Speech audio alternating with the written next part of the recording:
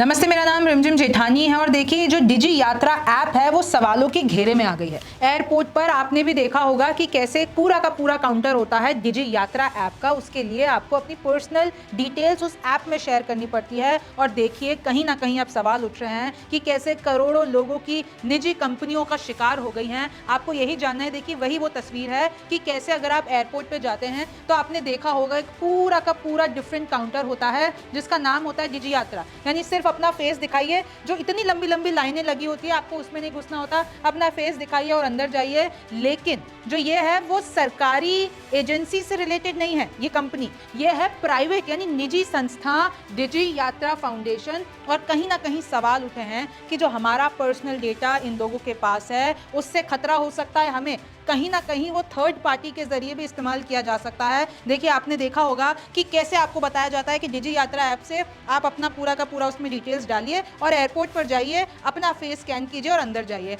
अब मैं आपको आपके सारे सवालों के जवाब दे देती हूँ। देखिए जो डिजी यात्रा ऐप है ये बिना लाइन में लगे एयरपोर्ट पर एंट्री आपकी हो जाती है। आपने देखा होगा रोजाना 30,000 यात्री इसका इस्तेमाल करते हैं, 50 लाख से ज्यादा इस ऐप को डाउनलोड कर चुके हैं। तकरीबन 3 करोड़ लोग यानी यात्री ये पूरा का पूरा जो उनके चेहरे का बायोग्राफिक है, बायोमेट्रिक है, वो इसमें अपलोड हो चुका है। पर्सनल डेटा प्राइवेट कंपनी डिजी यात्रा फाउंडेशन के हाथों में है। यानी आपका जितना भी पर्सनल डेटा है वो डिजी यात्रा फाउंडेशन के हाथों में है। 1 दिसंबर 2023 को ये एप्लीकेशन लॉन्च होती है और इससे जैसा कि मैंने आपको बताया सिर्फ चेहरा दिखाइए, आपको पूरी लाइन में नहीं लगना होता और आपकी एंट्री हो जाती है। अक्सर एयरपोर्ट पर आपको अपने सारे डॉक्यूमेंट्स वगैरह, आपका बोर्डिंग पास, आपके आधार, आईडी सब दिखाने पड़ते हैं, फिर एंट्री होती है। लेकिन जब से डिजी यात्रा ऐप आया उसके लिए एक अलग काउंटर है, आप चेहरा दिखाइए और अंदर जाइए। तो देखिए क्या क्या डिटेल्स आपकी जाती हैं, पासपोर्ट, आईडी, फोटो समेत सभी पर्सनल डेटा शेयर होता है। देश के 13 एयरपोर्ट्स पर हर दिन 30,000 यात्री इस एप्लीकेशन का इस्तेमाल करते हैं।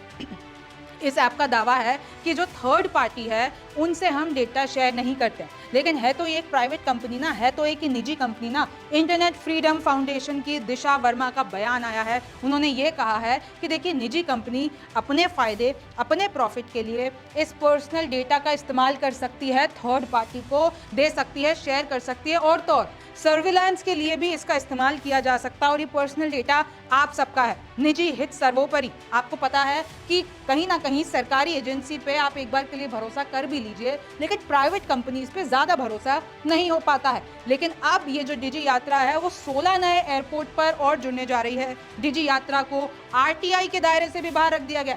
यानी अगर आपको आरटीआई फाइल करके राइट टू इंफॉर्मेशन के अंदर अगर आपको कोई जानकारी चाहिए हो डिजी यात्रा वालों से, कोई सवाल पूछना हो, लेकिन आप नहीं पूछ सकते क्योंकि ये आरटीआई के दायरे से बाहर है।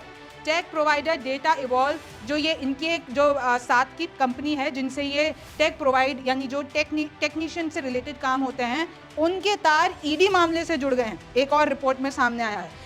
विदेशों में ऐसा नहीं होता है, यानी जितनी भी कंपनियां होती हैं उनसे पर्सनल डेटा शेयर नहीं किया जाता है। अगर वो प्राइवेट कंपनी है तो उनसे ज़रूर सरकारी एजेंसी के थ्रू जितने भी पब्लिक और ट्रांसपोर्टेशन के जितने भी प्लेटफॉर्म्स हैं उसमें कभी भी प्राइवेट प्लेटफॉर्म्स का इन्वॉल्वमेंट नहीं होता है। पूरा नियंत्रण सरकारी एजेंसियों के पास रहता है। निजी कंपनियों की भूमिका टेक्नोलॉजी सपोर्ट तक सीमित रहती है। यानी विदेशों में अगर आप अमेरिका देखेंगे, यूरोप देखेंगे, तो ये जितना भी डेटा प्रोसेसिंग होता है, डेटा एनालिटिक्स होता है, वो अक्सर सरकारी एजेंसियों के पास ही होता है, किसी भी निजी हाथों में नहीं होता है। और आपको पता है कि कितनी बार विपक्ष सरकार पर प्राइवेटाइजेशन का मुद्दा उठाकर आरोप लगाता है। बायोमेट्रिक, स्कैनर और सॉफ्टवेयर जैसी टेक्नोलॉजी निजी क्षेत्र के जरिए यूज की जाती है, लेकिन जो डेटा होता है वो सरकारी हाथों में होता है। ऐप पर मौजूद डेटा का 2.5 साल से ऑडिट क्यों नहीं हुआ है, ये सवाल पूछा गया है। दावा है कि डेटा की सुरक्षा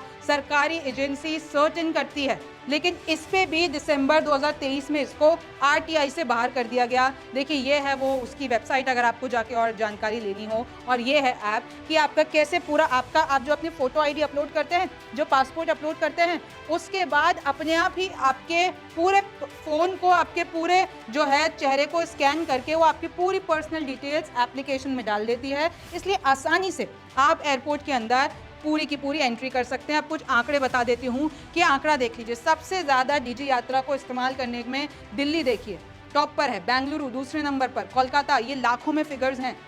हैदराबाद 14 लाख, पुणे 10 लाख, और अगर इसमें फरवरी 2024 देखते हैं तकरीबन 2 करोड़ लोगों ने हवाई यात्रा के दौरान इस ऐप का इस्तेमाल किया। तो सवाल आपके पर्सनल डेटा पर है।